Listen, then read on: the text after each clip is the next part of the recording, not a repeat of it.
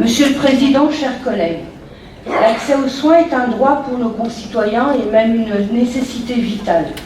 Si l'attention des médias se porte souvent sur les déserts médicaux dans les territoires ruraux, notre métropole, territoire urbain s'il en est, n'est pas exempte de ce problème. Oui, il existe dans le Grand Lyon des quartiers, des communes dans lesquels l'accès aux soins est difficile. Quand on évoque la crise des urgences, quand on est solidaire de la détresse des professionnels, des professions médicales hospitalières, on doit se demander aussi pourquoi leurs services sont engorgés. Ils le sont car ils représentent le recours le plus proche, le plus accessible pour les habitants, malgré les heures d'attente. Pour une multitude de raisons touchant tant aux difficultés de nos quartiers qu'aux facilités que l'on peut trouver à quelques kilomètres, voire quelques centaines de mètres dans la ville voisine, certains habitants se retrouvent sans médecin à proximité. Face à la concurrence de territoires plus favorisés, attirer les généralistes à Saint-Fond devient difficile comme dans d'autres villes populaires.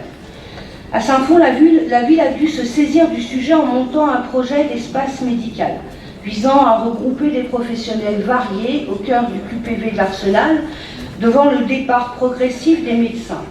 Si nous avons accueilli rapidement des professions paramédicales, les médecins ont mis plus de temps à venir. Un premier s'est installé, un deuxième doit arriver dans les prochaines semaines et nous avons bon espoir pour un troisième. De la fracture sociale qu'évoquait jadis avec raison Jacques Chirac a donc émergé une fracture médicale. La politique de santé publique nécessite donc la mobilisation de tous les acteurs, professionnels médicaux, État et collectivités territoriales. Parmi les éléments qui permettent d'attirer des professionnels, la fiscalité est un outil disponible. Et pour nous, collectivités, depuis une modification de la loi, les médecins et les auxiliaires médicaux peuvent bénéficier d'une exonération temporaire de la cotisation foncière des entreprises CFE lorsqu'ils implantent leur activité dans ces QPV. C'est ce que je vous proposais, Monsieur le Président, par courrier du 18 mars 2019. Et je suis donc particulièrement heureuse de voir reprise cette suggestion par cette délibération qui répond à mon courrier.